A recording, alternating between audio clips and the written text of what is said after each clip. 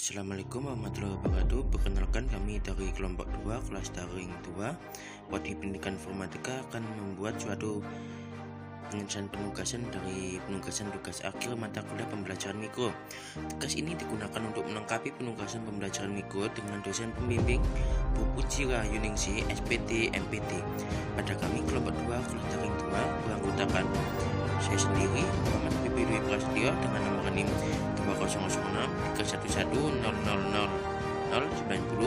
Kemudian ada Mbak Tita Priyadi Ningrum dengan nomor NIM 2006 311 00142. Sekian, terima kasih teman-teman.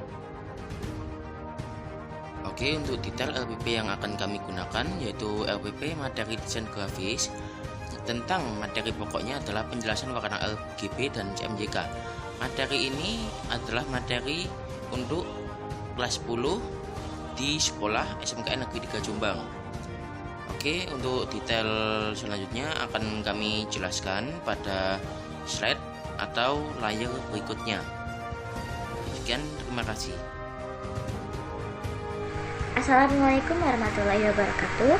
Sebelumnya perkenalkan, nama saya Tita Priyadi Ningrum dan rekan saya Muhammad Habibie Prasetyo dari kelas daring 2 Pendidikan Informatika Universitas Sriwijaya Madura. Di sini kami membuat rencana pelaksanaan pembelajaran atau yang dikenal dengan RPP. Di sini kami mengambil sekolah SMKN 3 Jombang dengan mata pelajaran desain grafis kelas 10 semester 1. Materi pokok yang kita ambil yaitu pengenalan warna CMYK dan RGB dan alokasi waktunya 2 kali 45 menit. Yang pertama, di RPP itu ada tujuan pembelajaran. Di sini diharapkan siswa mengetahui konsep dasar warna CMYK dan RGB dan siswa mengetahui fungsi dari penggunaan warna CMYK dan RGB. Yang kedua, ada media atau alat, bahan dan sumber belajar. Medianya itu berupa buku cetak atau LKS. Alat atau bahannya, yang pertama ada komputer dan jaringan internet, yang kedua ada cat air, buku gambar dan ATK yang disediakan oleh peserta didik. Dan sumber belajarnya, yang pertama ada SMKN 1 Panjalu Admin 2020, yaitu pengertian CMYK dan fungsi dan unsur-unsur warna CMYK dan RGB. Terdapat juga ada di link yang kami sediakan. Yang kedua ada buku LKS desain grafis kelas 10. Dan selanjutnya yang ketiga adalah langkah-langkah pembelajaran. Di sini ada kegiatan pendahuluan berupa 10 menit. Yang pertama itu mengecek kesiapan siswa dalam mengikuti pembelajaran daring pada jam yang ditentukan, memberikan salam dan mengasen siswa di ruang kelas. Yang kedua ada mengaitkan materi atau tema atau kegiatan pembelajaran yang akan dilakukan dengan pengalaman peserta didik dengan materi atau tema atau kegiatan sebelumnya, serta mengajukan pertanyaan sesuai materi atau tema atau kegiatan sebelumnya. Dan yang ketiga ada menyampaikan motivasi tentang apa yang dapat diperoleh, seperti tujuan dan manfaat dengan mempelajari materi pengenalan warna CMYK dan RGB. Dan yang terakhir ada menjelaskan hal-hal yang akan dipelajari, kompetensi yang akan dicapai, serta metode belajar yang akan ditempuh. Dan selanjutnya ada kegiatan inti yang akan disampaikan oleh rekan saya, Muhammad Habibie. Waktu dan tempat saya persilahkan. Assalamualaikum warahmatullahi wabarakatuh. Perkenalkan, nama saya Muhammad Habibie Dwi Prasetyo dari kelas daring 2 Prodi Pendidikan Informatika dengan nomor NIM 090.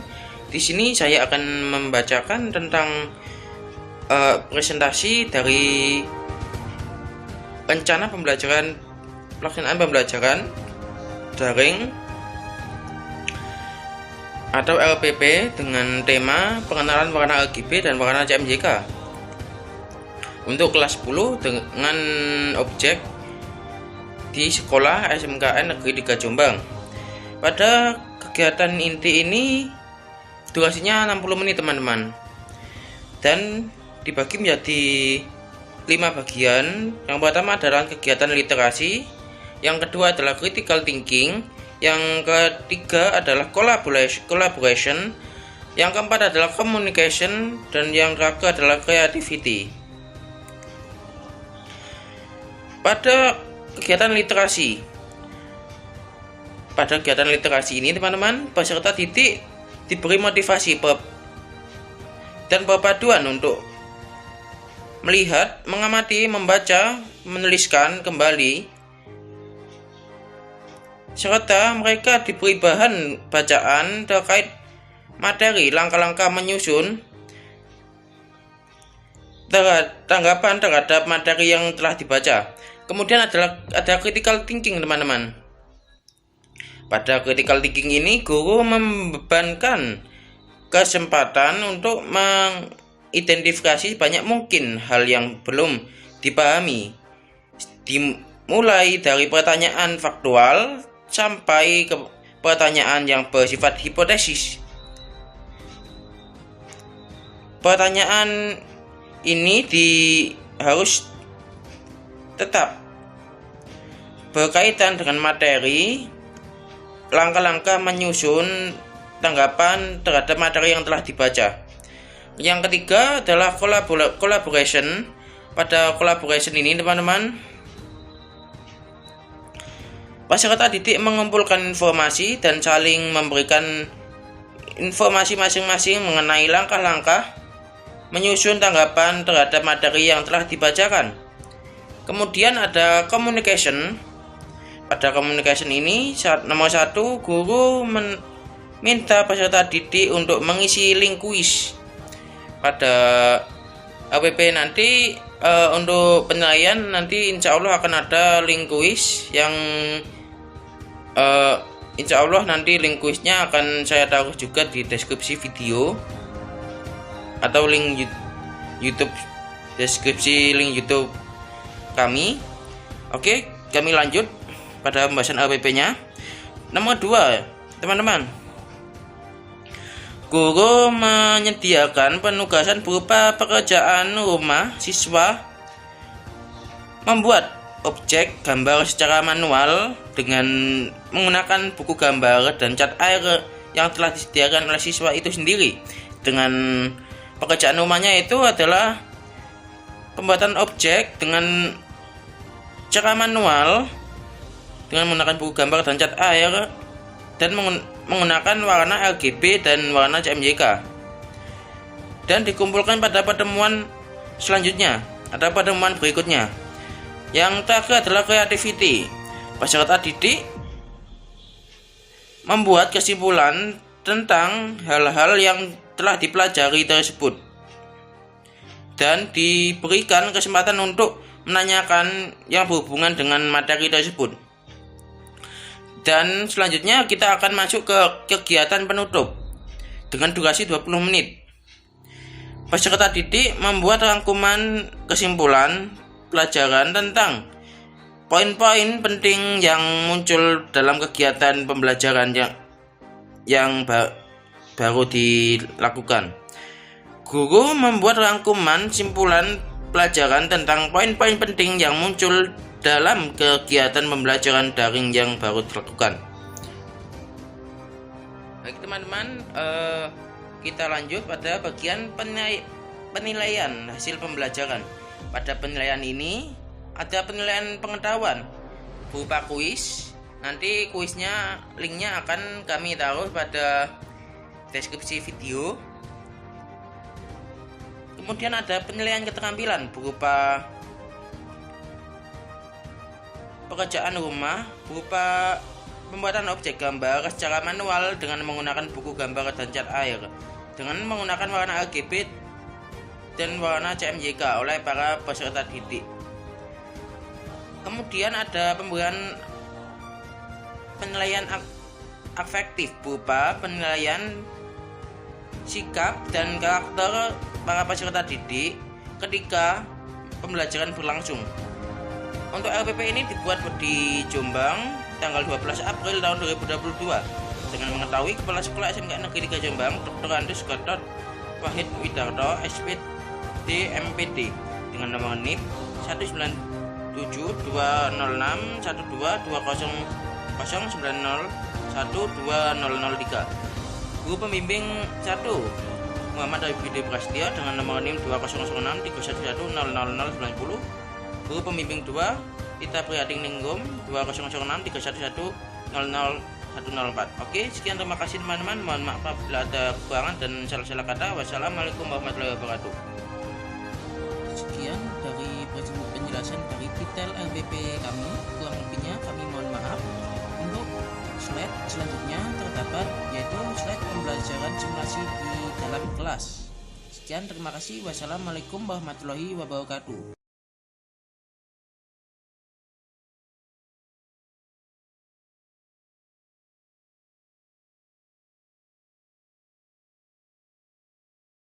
Assalamualaikum teman-teman, selamat pagi.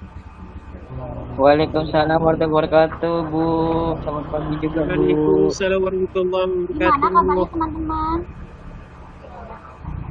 Baik, Ibu. Alhamdulillah. Waalaikumsalam warahmatullahi. Di sini sebelumnya perkenalkan, nama Ibu Fitri Hatiningrum dan sebelah Ibu ada Bapak Habibi. Sebelum memulai pembelajaran pada kali ini, apakah teman-teman sudah siap? Sebelumnya Ibu mau membahas sedikit mengenai pertemuan minggu lalu tentang dasar-dasar desain grafis. Di sini teman-teman apa ada yang masih bingung atau yang masih mau ditanyakan mengenai materi minggu lalu? Apa sudah paham semua Ya, teman-teman? paham Ibu. Oke. Sudah paham, Ibu. Berarti bisa kita lanjutkan ya untuk materi minggu ini. Di sini Ibu dan Bapak Habibi ingin membahas mengenai pewarnaan pada desain grafis yaitu CMYK dan RGB. Sebelumnya Ibu akan share screen terlebih dahulu ya.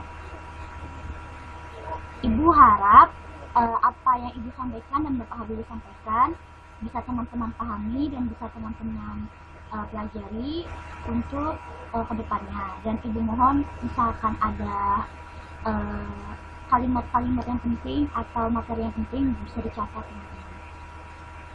Sudah terbaca ya teman-teman share-nya ya? Sudah Ibu. Oke. Ibu. Iya, oke. Di sini yang pertama kita bahas dulu tentang pengertian dan fungsi warna. Di sini teman-teman ada yang tahu nggak mengenai pengertian dari warna sebelumnya menurut pendapat teman-teman? Saya Ibu. Coba Di sini saya dijawab. Iya, Ibu coba saya cari kamu. Silakan. Ya. Bismillahirrahmanirrahim. Assalamualaikum warahmatullahi wabarakatuh. Terima kasih untuk Ibu Vita dan Bapak Habibi. Dan terima kasih untuk teman-teman. Izin menjawab Ibu. Silakan. Jika ada kesalahan, mohon maaf. Nah, menurut saya untuk warna itu sendiri adalah elemen penting daripada desain grafis itu sendiri. Misal, kalau makanan itu pemanis atau pengurusnya itu adalah garam ataupun gula. Nah, di sini elemen penting dari desain grafis itu sendiri adalah salah satunya warna. Itu saja menurut saya itu. Terima kasih. Di sini kita bahas yang pertama ada pengertian ya teman-teman. Pengertian dari warna itu sebenarnya banyak ya teman-teman. Cuma Ibu ambil spektrum tertentu yang terdapat di dalam suatu cahaya tentunya. Warna dalam desain termasuk unsur desain grafis yang menjadi penarik bagi perhatian yang paling utama. Pengertian warna. Nah, yang kedua di sini ada fungsi dari warna. Di sini ada 5 fungsi dari warna. Yang pertama adalah fungsi identitas, yang kedua ada fungsi syarat, yang ketiga ada fungsi psikologi, yang keempat adalah fungsi alamiah, dan yang terakhir ada fungsi maksud dari fungsi identitas itu misalnya gini teman-teman, ada warna hijau yang dominannya lebih banyak, terus digunakan untuk organisasi atau suatu perkumpulan. Disinilah mengapa warna sangat penting bagi suatu organisasi itu. Misalkan ada organisasi yang berwarna hijau atau organisasi yang berwarna ungu gitu. Jadi fungsi warna itu biar tahu gitu teman-teman, biar menjadi suatu identitas dari organisasi tersebut. Itu pertama pakai warna. Yang kedua ada fungsi dari syarat. Terus fungsi isyarat ini menunjukkan itu bahwa warna juga bisa digunakan sebagai media komunikasi pada lalu lintas. Sebagai contoh kita ngambil lampu lintas teman-teman, ada merah, ada kuning, ada hijau, itu kan ada artinya ya teman-teman. Gitu teman-teman. Yang ketiga ada fungsi psikologi. Nah, fungsi psikologi itu bisa diberi contoh sebagai orang yang memiliki karakter introvert atau pendiam dan tetapi dia lebih senang gitu dengan warna-warna yang cerah. Nah, itu bisa gitu menunjukkan apa ya, ciri khasnya dia gitu dengan warna pada psikologi itu. Nah, yang keempat ada fungsi alami. Fungsi alaminya itu gimana ya teman-teman, bisa kayak menggambarkan karakter seseorang itu dengan cepat gitu. Misalkan kita tahu nih karakter-karakter di film-film animasi gitu ya, kayak Upin Ipin kan warnanya, si Upinnya kuning, Ipinnya biru. Jadi misalkan kita mau berkenalan nih, kita udah tahu nih karena ciri khasnya dia nih udah ada gitu, kayak Upin pakai biru sama kuning. Nah, yang terakhir ada fungsi estetika. Nah, fungsi estetika itu merupakan gambaran sifat objek secara nyata. Nah, di sini contohnya ada warna biru untuk langit agar langitnya lebih indah, terus hijau untuk rumput, kayak kita membaca peta gitu ya teman-teman, itu kan ada ya teman-teman, hijau untuk rumput, terus biru untuk laut atau air gitu. Jadi menambahkan kesan indah atau estetik di dalam suatu karya. Di sini ada konsep warna yang akan dijelaskan oleh Bapak Habib.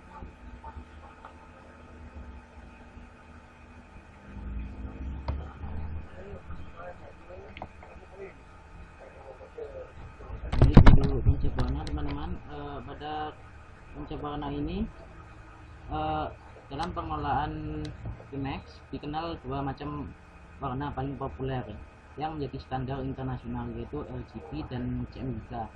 RGB sendiri teman-teman, RGB sendiri adalah red, green, blue atau tiga dasar warna yang dijadikan patokan warna secara universal, primary color. Dengan basis RGB, seorang desainer bisa mengubah warna ke dalam kode-kode angka sehingga warna tersebut akan tampil secara universal teman-teman.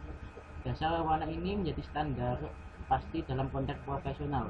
Seorang desainer tidak bisa mengatakan sebuah warna berdasar pertimbangan subjektif. Misal biru muda menurut orang awam adalah biru langit di siang hari yang cerah. Hal ini bisa jadi berbeda bagi orang lain dengan pertimbangan yang lain pula. Kemudian untuk warna CMYK teman-teman, warna CMYK sendiri merupakan singkatan dari cyan, magenta, yellow, dan K mewakili warna hitam.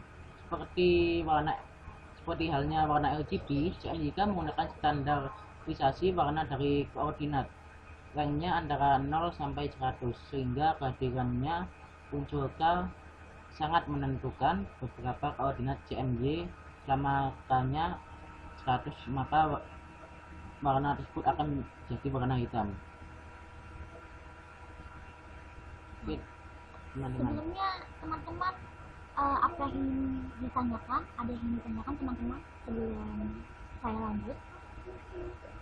Saya izin bertanya mengenai penerapan warna dalam desain itu seperti apa itu? Semisal nih kita mau memberikan suatu warna, nah agar perpaduannya apa sih, ini seperti apa ini? Terima kasih, itu saja itu. Untuk Ananda Faisal Elfani menanyakan tentang penerapan warna ya. Bisa saya lanjutkan ya, ini kita bahas tentang penerapan warna. Mungkin nanti akan menjadi kesimpulan sebagai jawabannya. Di sini kita akan bahas penerapan warna. Yang pertama itu ada percampuran warna RGB. Kita bahas yang RGB dulu. Percampuran warna pada RGB ini terdiri dari primer, yaitu ada warna merah, hijau, dan biru. Di mana percampuran ketiga warna primer tersebut dengan jumlah yang sama akan menghasilkan warna putih. Ini bisa dilihat teman-teman gambarnya. Kemudian yang kedua ada percampuran warna CMYK. atau subtraktif. Di sini ada warna cyan magenta, yellow, sama black. Pewarnaan yang digunakan untuk proses akhir dengan printing atau cetak. Tadi kan Faisal Ervani menanyakan bagaimana penerapan warna agar apa Faisal Ervani?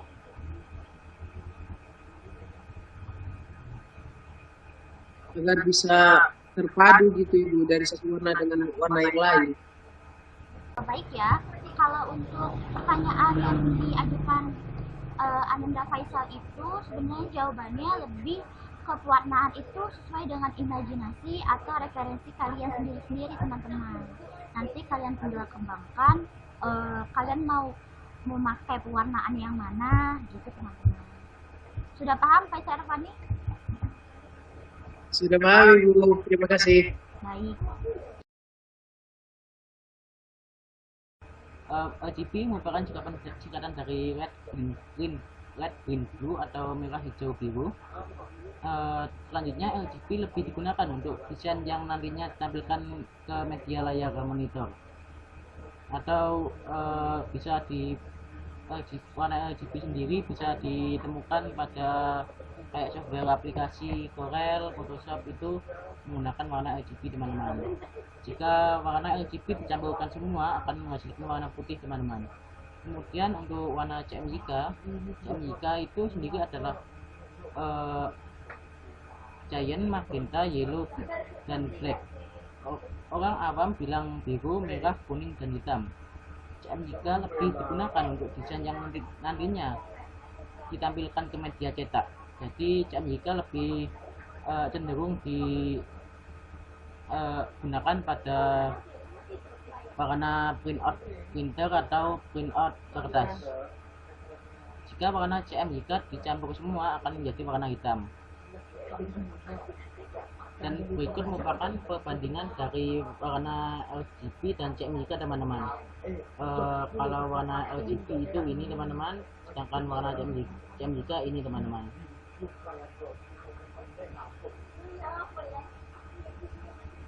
Sudah teman-teman, di sini sudah selesai ya materi yang ibu sampaikan. Di sini teman-teman ada yang ingin membuat atau mengambil kesimpulan mengenai materi yang ibu telah bahas dengan Pak Habibie. Bagaimana teman-teman?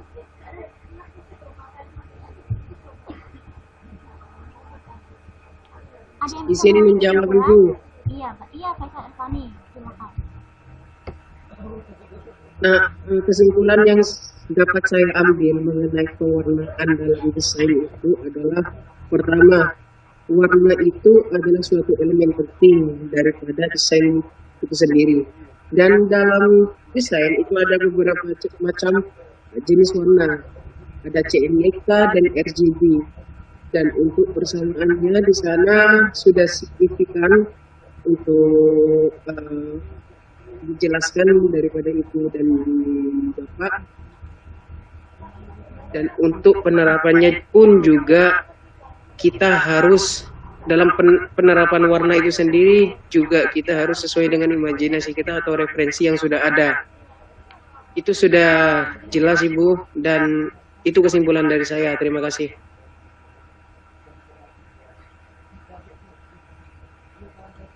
Baik, terima kasih Anda Faisal Ervani. Di sini teman-teman sudah cukup paham ya mengenai pembahasan dari materi yang Ibu Bapak sampaikan. Gimana teman-teman, apakah sudah cukup? Paham Ibu.